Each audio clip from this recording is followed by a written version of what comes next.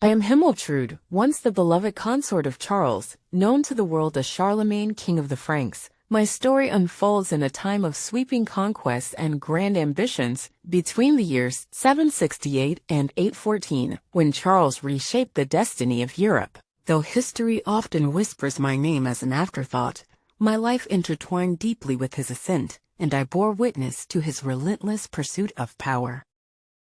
I met Charles when we were young. He was not yet the towering figure of legend, but a man of immense energy and vision. Our union, though never solemnized by the church, was one of affection. Together, we welcomed our son Pippin into the world. He was the embodiment of our bond, a bright and spirited child who grew up under the shadow of his father's expanding realm. The early years of our life together were filled with hope. Charles spoke to me of his dreams, a united Frankish kingdom, a realm where faith and governance walked hand in hand. His eyes would light up as he described his vision, and I believed in him. Yet I also saw the burdens he carried, the weight of his father's legacy, the divisions within the Frankish lands, and the constant threats from beyond our borders. These challenges shaped him into a man of steely determination, but left little room for sentiment.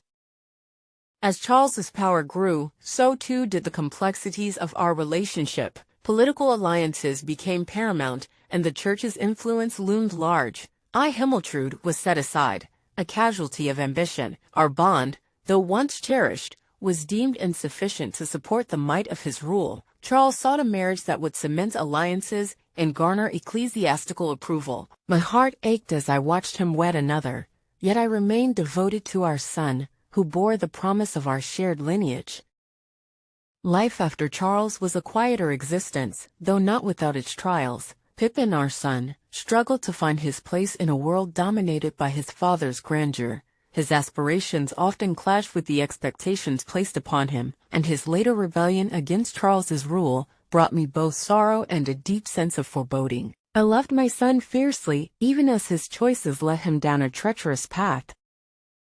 Charles's reign was a marvel to behold. From the unification of the Frankish kingdoms to his coronation as Emperor of the Romans in 800, he achieved feats that transformed the course of history. Yet, for all his triumphs, he remained an enigma to me, a man capable of both tender affection and cold pragmatism. I often wondered if he ever looked back on our time together, if he remembered the simplicity of our early days before the weight of empire consumed him.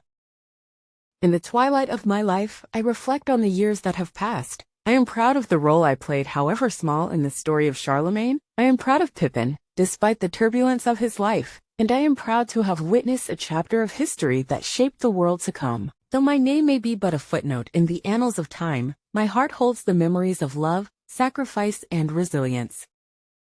I am Himiltrude, the forgotten queen, and this is my story, a testament to the women who stand behind the great men of history, their voices quiet but their presence undeniable.